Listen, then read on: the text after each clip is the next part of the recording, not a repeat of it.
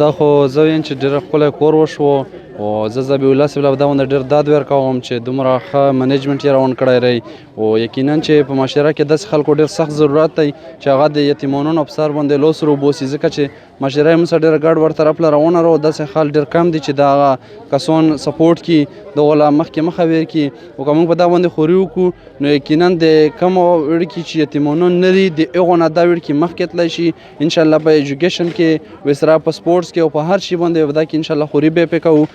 د ژوند ویلفیر فاونډیشن په نگرانی کې نن د اتوار په ورځ په 8 تاریخ باندې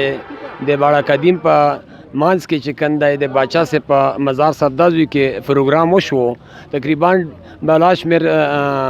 ارپن یتیمان او اسرا مسکینان فیسیلیټیټ شول ژوند ویلفیر ټرست ارګنایزیشن چې کوم د داد مخکې مطلب د یو کال یو نیم کال نه په دا سرګرمیو کې حصہ اخلي او مختلف ویډ کې چې کندي په صحت کې او اسرا چې کنده په ایجوکیشن کې او اسرا چې کنده په انداز محله کوڅه کې چې کوم ماشومان دي دا فیسیلیټیټ کوي او ډېر ښکلی کار یې روان کړی تیر د یو کال نه زه د وینم ښکلې اکټیویټي کوي او دا خلک ته خوشحال دي او موږ چې کنده دوی سے بار پښتنه کړي نو معاشره چې کنده ډېره ښه سپورټ کوي په صحت کې او په ایجوکیشن کې فی الحال د دوه کورونو کې زه ډېر زیات وینم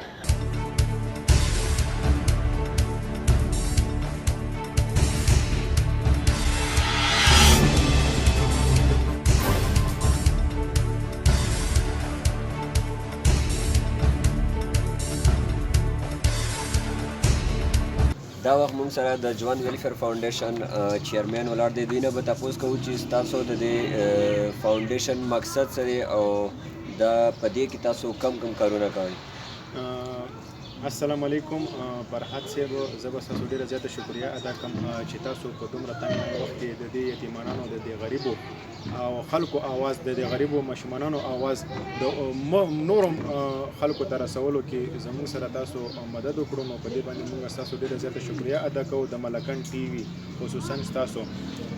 فرحت بهي لکه تاسو څنګه ویلي په خپلو خبرو کې چې تاسو چې کوم منشور څه دی نو زمونږ چې کوم مقصد دی منشور دی زمونږ د ژوند ویلفیر فاونډیشن هغه زمونږ دا دی چې زمونږ علاقه چې کوم دی ډېره زیاته غریبه ده او زمونږ په دې علاقه کې نن سبا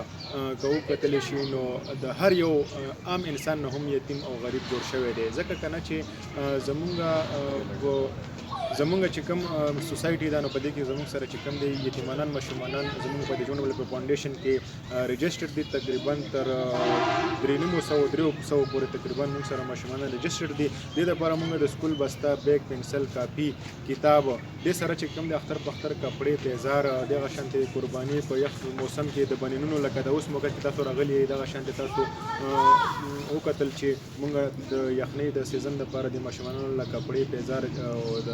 ګرمې جرابې ګرمې ټوپۍ او ګرمې کوټیانو سوټرې موږ ډسټریبیوشن وشو او ډېر زیات په کامیابۍ سره وشو تاسو وکتل ماشومانان هم ډېر زیات خوشحاله وو د ډېر زیات خوشحالۍ اظهار یې وکړو جي تاسو د اعلی حکامو نه او د خپل علاقې سرمایه‌دار خلکو نه هغوی له څه پیغام ورکوئ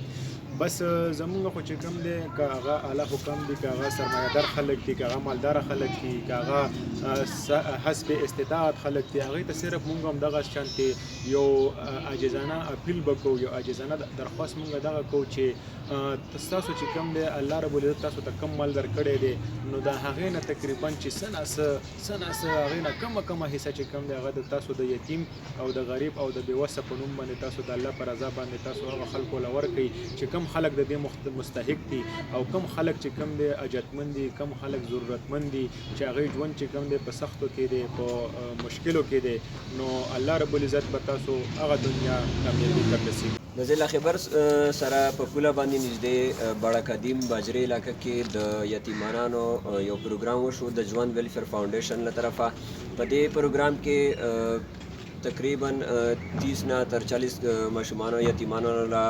کپړې پیزار بوټان او دا شانتي سویټرې ورکړلې شوې کیمرامین آصف خان سره محمد فرحات ملکن ټي وي نیوز ضلع خیبر